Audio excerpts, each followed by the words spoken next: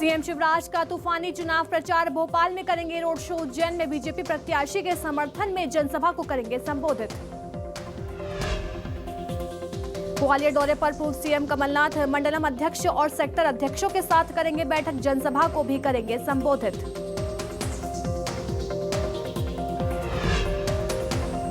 Korea का जनकपुर गांव बनेगा नगर पंचायत, सीएम भूपेश बघेल ने की घोषणा, रामदहा को पर्यटन केंद्र के रूप में किया जाएगा विकसित। विधायक विक्रम मंडावी के बिहार जैसे विरोध वाले बयान पर सियासत, बीजेपी ने की कांग्रेस की मान्यता रद्द करने की मांग, युवाओं को भड़काने का लगाया आरोप। छत्तीसगढ़ में बड़े पैमाने पर प्रशासनिक फेरबदल, 19 जिलों के कलेक्टर सहित 37 आईएएस का ट्रांसफर, सौरभ कुमार की जगह सर्वेक्षर भूरे होंगे रायपुर कलेक्टर। एमपी में खुलेंगे 23 नए आईटीआई कॉलेज, शिवराज कैबिनेट की मंजूरी, मुख्यमंत्री और विधायकों का स्वेच्छानुदान बढ़ाया जाएगा। छिंदवाड़ा चुनाव में शराब बांटने वाले आदेश पर खबर का असर, चुनाव आयोग की सफाई, कहा गलती से जारी हुआ था आदेश, मतदान में शराब बांटने का नहीं प्रावधान।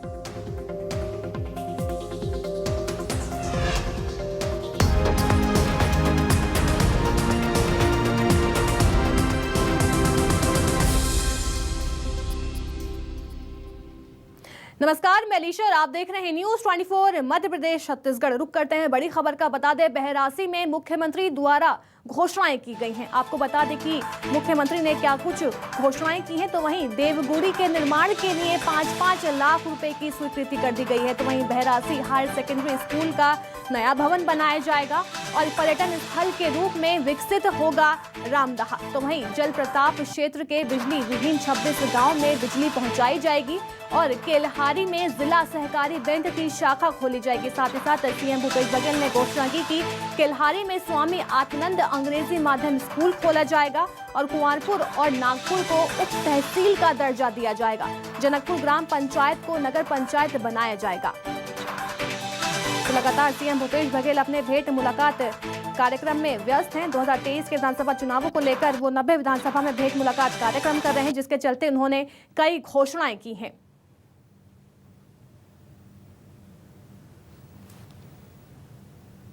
सीएम भूपेश बघेल का भेंट मुलाकात कार्यक्रम है। देखिए तस्वीर में किस तरह से सीएम भूपेश बघेल का जोरदार स्वागत किया गया और साथ ही साथ सीएम भूपेश बघेल ने कई घोषणाएं कर दी हैं।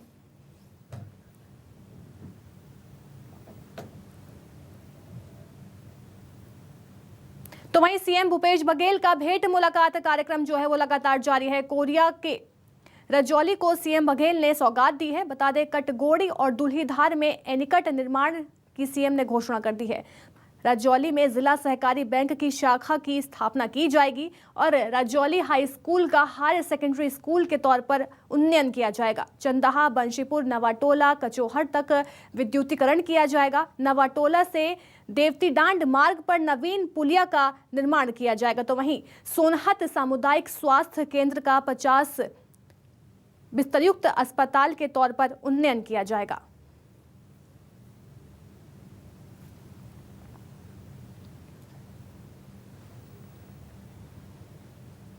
अब बड़ी खबर रायपुर से है, जहां मनेंद्रगढ़ विधानसभा दौरे पर रहेंगे सीएम भूपेश बघेल। बता दें, कटकोना और पाराडोल गांव में भेंट मुलाकात कार्यक्रम करेंगे। शासकीय योजनाओं का फीडबैक भी लेते हुए नजर आएंगे सीएम भूपेश बघेल और विकास कार्यों का लोकार्पण भी करेंगे और साथ ही साथ भूमि पूजन भी किया जाएगा। स्वामी आत्मानंद अंग्रेजी माध्यम स्कूल का शुभारंभ भी करेंगे सीएम भूपेश बघेल। शासकीय योजनाओं का फीडबैक लेते हुए नजर आएंगे सीएम भूपेश बघेल। तो बड़ी खबर रायपुर से सामने आ रही है, जहां मनेंद्रगढ़ विधानसभा दौरे पर सीएम भूपेश बघेल रहेंगे। तो कटकोना और पाराडोल गांव में भेंट मुलाकात कार्यक्रम करते हुए नजर आएंगे। तो वहीं शासकीय योजनाओं का फीडबैक लेंगे और विकास कार्यों का भूमि पूजन और लोकार्पण करते हुए नजर आएंगे।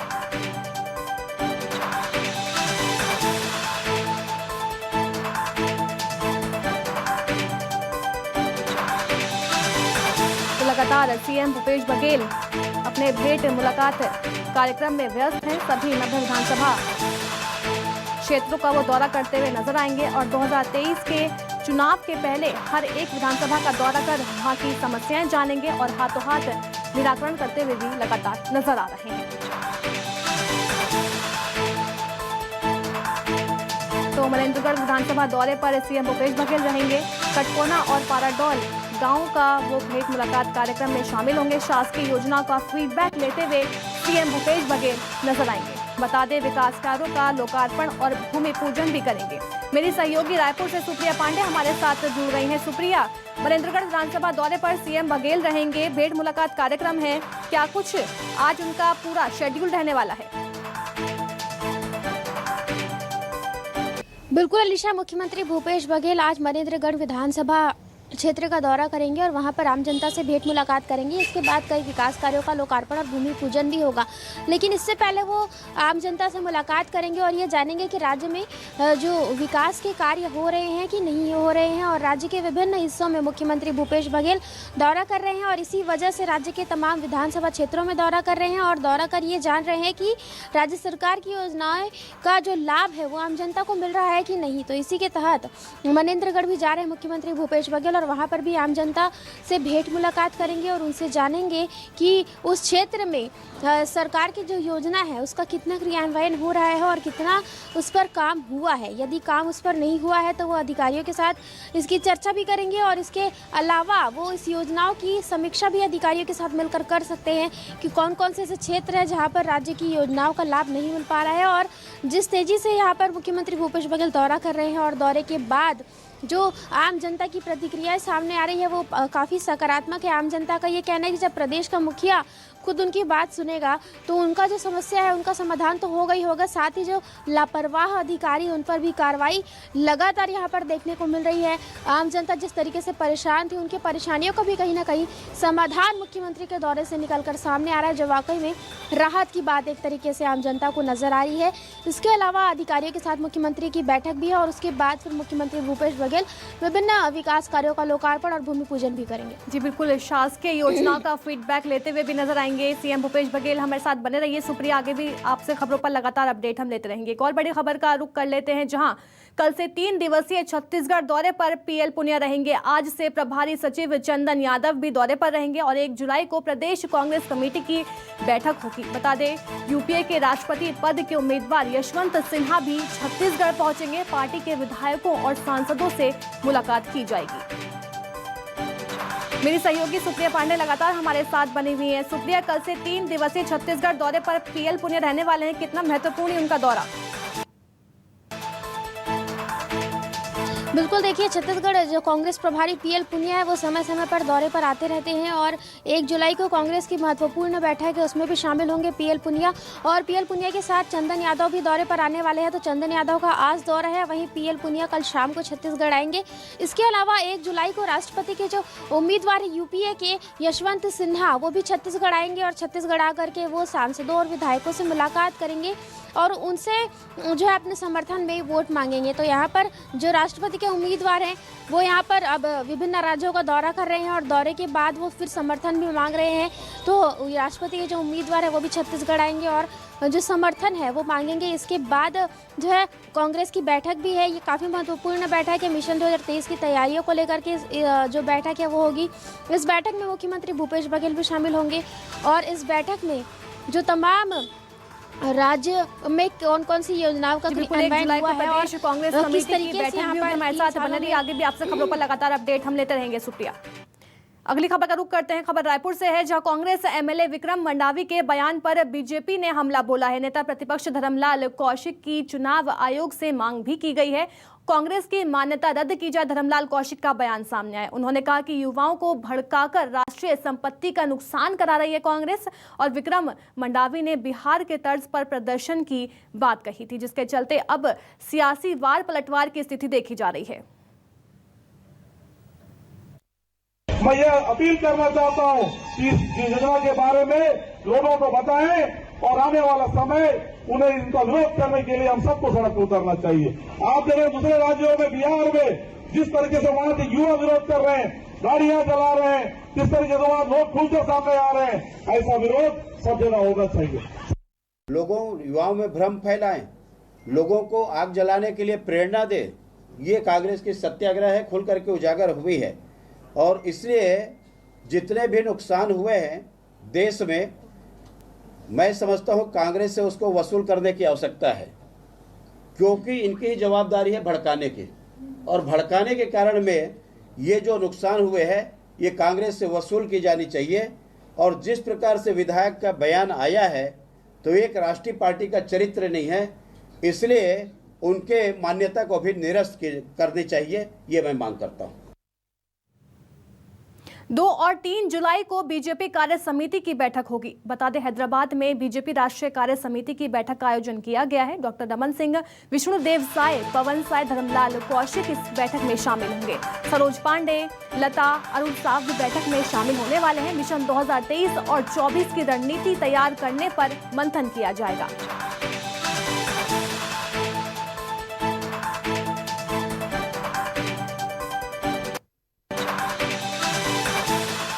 राष्ट्रीय कार्य समिति की बैठक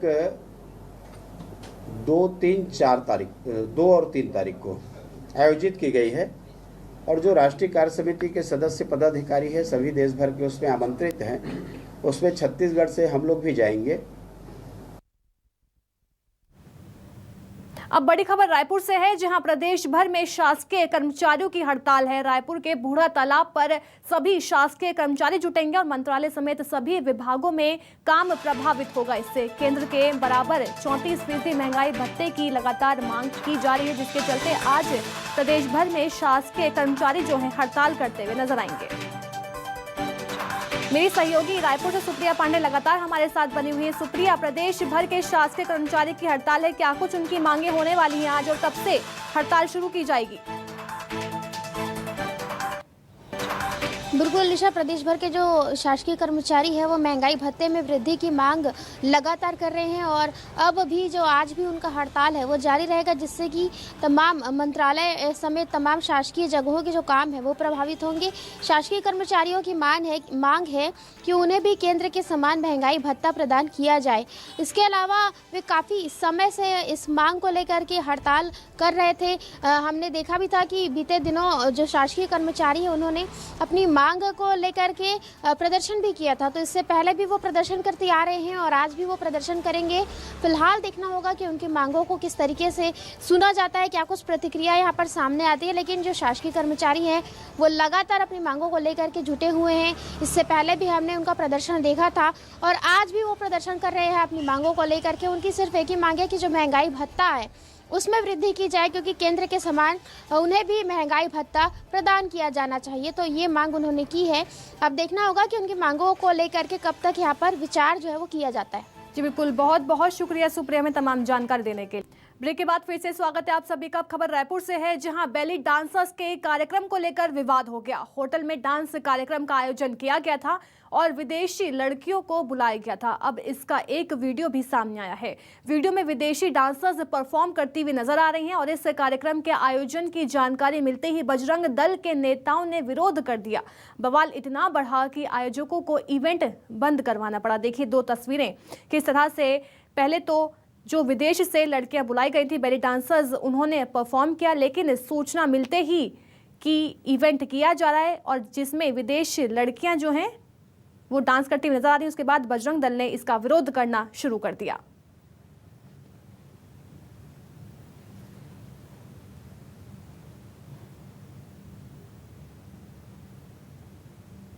खबर कवर्धा से है, जहां रेल संकट के विरोध में जनता कांग्रेस छत्तीसगढ़ के कार्यकर्ताओं ने केंद्र सरकार के खिलाफ मोर्चा खोल दिया है।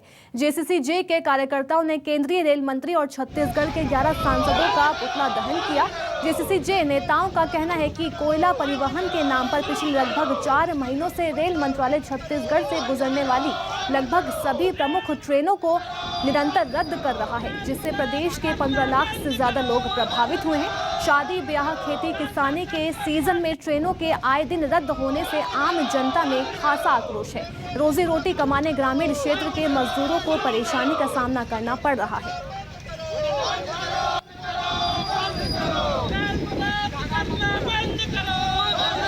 ट्रेनें रद्द हो चुकी है, लगभग 4 महीना हो चुका है। 15 लाख छत्तीसगढ़ वासी प्रभावित हुए हैं और इस मांग के लिए यहाँ के सांसद भी चुप्पी बैठे हुए हैं। यहाँ छत्तीसगढ़ियों ने यहाँ के सांसद को चुना है, लेकिन वो दिल्ली में जाके पुतले के रूप में बैठे हुए हैं। हमारी मांग है कि ये निकम्मेपन जो सांसद है वो छत्तीसगढ़ की आवाज़ उठाएं, छत्तीसगढ़ के लोगों की समस्याओं को दिल्ली में रखें। लेकिन ना तो सांसद उस बात को रख पा रहे हैं, ना तो राज्य सरकार, भूपेश बघेल की सरकार यहाँ पे रख पा रहे हैं। लोरमी में न्यूज 24 मध्य प्रदेश छत्तीसगढ़ की खबर का बड़ा असर हुआ है। बता दें, कुछ दिनों पहले सफाई के दौरान कचरे के ढेर से महापुरुषों की पुस्तकें और दवाइयां मिली थी, जिसके बाद इस खबर को चैनल न्यूज 24 मध्य प्रदेश छत्तीसगढ़ ने प्राथमिकता से दिखाई थी। वही खबर दिखाने के बाद एसडीएम ने शिक्षा जिम्मेदार अधिकारियों के खिलाफ कारण बताओ नोटिस जारी किया और अधिकारियों पर कार्रवाई का आश्वासन भी दिया है।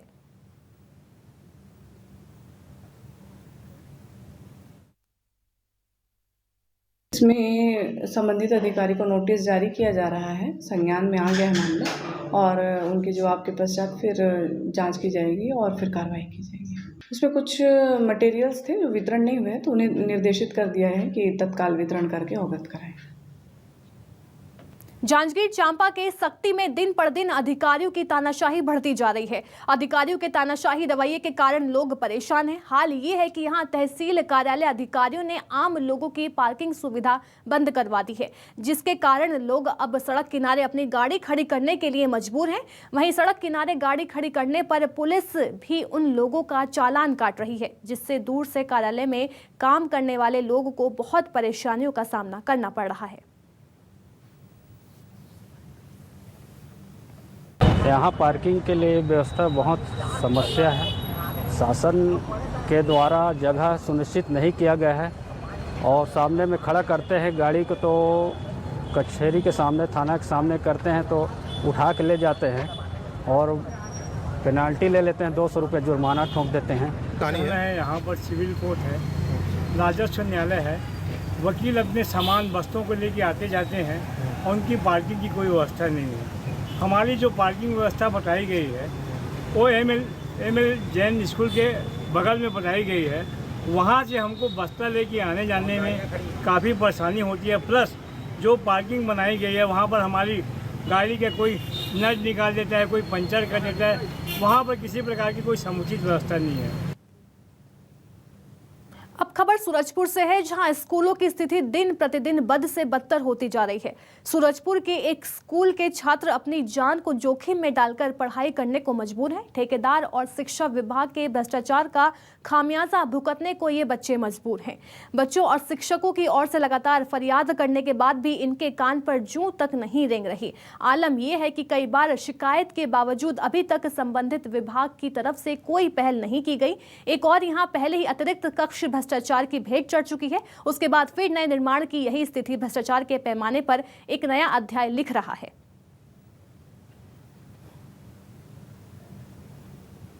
यहाँ बहुत ज़्यादा जब बारिश हो रही होती है तो पानी ऊपर से नीचे टपकता रहता है, तो बच्चे लोगों को दिक्कत होती है पढ़ने में। नीचे गीला हो जाता है, जिससे बहुत सारे दिक्कतें होती हैं। क्या डर भी लगता है कि हाँ, डर भी लगता है, कहीं गिर गया तो बच्चे लोगों को हानि हो सकता है। बेंच सब, विद्यालय का मूल बिल्डिंग है वो पूरी तरीके से डिसमेंटल हो गया है और उसके लिए हम लोग अधिकारियों से संपर्क किए थे, लिख के भी दिया था। अधिकारी लोग उस पर कार्रवाई कर रहे हैं। और यहाँ शौचालय का है तो शौचालय लगभग 700 बच्चे हैं, बालिका शौचालय उस स्तर का शौचालय मुझे लगता नहीं है और बहुत सारा अभी काम बाकी है उसमें। तो उस काम को कंप्लीट कराएं करके मैंने निवेदन किया है अपने जिला शिक्षा अधिकारी महोदय का, और आगे वो क्या करते हैं। खबर रायपुर से है, जहां राजधानी के सिविल लाइन थाना क्षेत्र में नौकरी दिलाने के नाम पर ठगी करने वाले पति पत्नी को पुलिस ने गिरफ्तार कर लिया है। दोनों पति पत्नी सरकारी नौकरी दिलाने के नाम पर लोगों से 7 लाख रुपए लिए थे और वहीं मामले की जानकारी देते हुए सिविल लाइन थाना प्रभारी सीएसपी वीरेंद्र चतुर्वेदी ने बताया कि प्रार्थी अजय बाघे की शिकायत पर राजा तालाब निवासी रोनी ब्रोम और उसकी पत्नी श्रेया ब्रोम के खिलाफ नौकरी लगाने का नाम पर धोखाधड़ी का मामला दर्ज किया गया था। फूड ऑफिसर के तौर पे नौकरी लगाने के नाम पर राजा तालाब निवासी समीर उर्फ रोनी ब्राउन और उनकी पत्नी श्रेया ब्राउन द्वारा किस्तों में 7 लाख रुपए लिया गया है और काफ़ी समय व्यतीत होने के बाद भी न तो रुपए वापस किए गए हैं और न ही नौकरी लगाई गई है। प्रार्थी की रिपोर्ट पर प्रकरण में 420-34 का अपराध कायम किया गया था। आज मुखबिर की सूचना पर समीर उर्फ रोनी ब्राउन और श्रेया ब्राउन को गिरफ्तार किया गया है, जिन्हें न्यायिक रिमांड पर माननीय न्यायालय प्रस्तुत किया जा रहा है। बस्तर में विश्व प्रसिद्ध गोंचा पर्व की शुरुआत हो चुकी है। गोंचा पर्व की अगली रस्म नेत्र उत्सव 30 जून को मनाई जाएगी और इस दिन जगन्नाथ मंदिर में महालक्ष्मी के मूर्ति की स्थापना की जाएगी, जिसके बाद 1 जुलाई को भगवान जगन्नाथ की मूर्ति को सवार करके जगदलपुर में रथ यात्रा निकाली जाएगी। इस यात्रा को बस्तर के स्थानीय कारीगरों के बनाए गए बांस की तुपकी से सलामी भी दी जाएगी। बता दें, तुपकी की सलामी गोंचा पर्व में सबसे महत्वपूर्ण होती है।